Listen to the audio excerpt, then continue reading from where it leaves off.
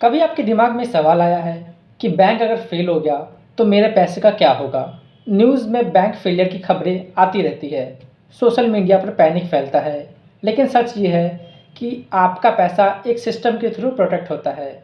इस वीडियो में आपको समझाता हूँ कि पूरा सिस्टम कैसे काम करता है, बिना किसी टेक्निकल टर्म्स के।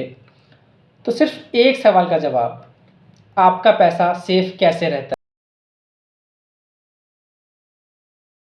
जब आप बैंक में सेविंग अकाउंट, फिक्स्ड डिपॉजिट या रिकरिंग डिपॉजिट खोलते हो, तब आप बैंक को लोन दे रहे होते हो। बैंक आपका पैसा किसी और को लोन देता है या फिर गवर्नमेंट बॉन्ड्स में लगाता है और इंटरेस्ट कमाता है। लेकिन एक बात याद रखिए, बैंक आपका पैसा 100% कैश में नहीं रखता। इसीलिए सिस्टम में एक सेफ्टी नेट होना काफ़ी ज़रूरी है, ताकि अगर बैंक कभी प्रॉब्लम में आ जाए तो आम आदमी का पैसा बर्बाद ना हो। डिपॉजिट इंश्योरेंस का मतलब है कि अगर आपका बैंक बंद हो जाए तो आपके डिपॉजिट का एक हिस्सा गारंटी होता है। इंडिया में यह गारंटी 5 लाख पर डिपॉजिटर पर बैंक है। मान लीजिए कि आपके पापा का एक बैंक अकाउंट है एसबीआई में। अगर एक बैंक अकाउंट है एसबीआई में तो सिर्फ 5 लाख रुपए मिलेंगे। अगर एसबीआई में 2 बैंक अकाउंट है फिर भी 5 लाख रुपए मिलेंगे। मान लेते हैं कि आपके पापा का बैंक अकाउंट है एक एसबीआई में है और एक एचडीएफसी में है, तो यहाँ से एसबीआई से 5 लाख और एचडीएफसी से 5 लाख, टोटल 10 लाख मिलेंगे। मतलब ये है कि पर डिपॉजिटर पर बैंक 5 लाख रुपए मिलेंगे ना गया। अब इस 5 लाख में इंक्लूड क्या क्या होता है? तो पहला तो आपका प्रिंसिपल अमाउंट, ठीक। दूसरा आपका इंटरेस्ट, ठीक। कितना समझ में आ गया?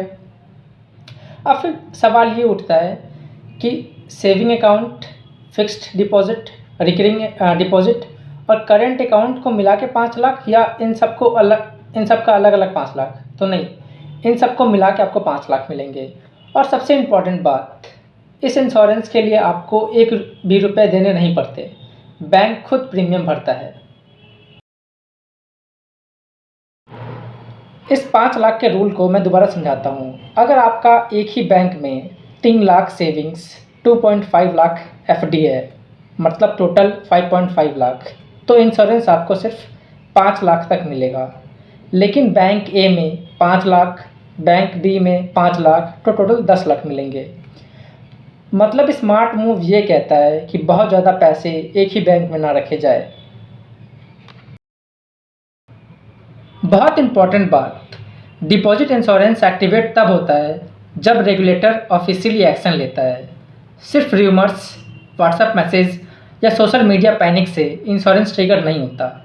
जब बैंक का लाइसेंस कैंसिल होता है, बैंक लिक्विडेशन में जाता है या रेगुलेटर बैंक क्लोज करता है, तब इंश्योरेंस प्रोसेस स्टार्ट होता है। जैसे ही बैंक फेल होता है, डिपॉजिटर्स की लिस्ट बनती है।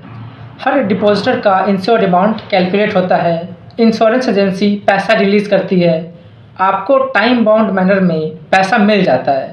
पहले ये प्रोसेस सालों लेता था, लेकिन अब लॉ के थ्रू इसे फास्ट और कंपलसरी कर दिया गया है। मतलब सिस्टम आज पहले से काफ़ी स्ट्रॉन्ग है।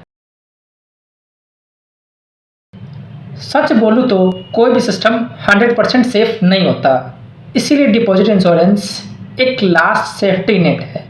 इससे पहले रेगुलेटर बैंक्स को capital rules, loan quality checks, liquidity monitoring, regular inspections के थ्रू कंट्रोल करता है।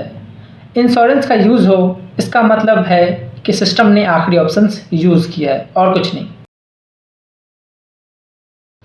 तो याद रखिए, डिपॉजिट इंश्योरेंस बैंक्स को बचाने के लिए नहीं होता, ये आपके ट्रस्ट और आपके पैसे को बचाने के लिए होता है।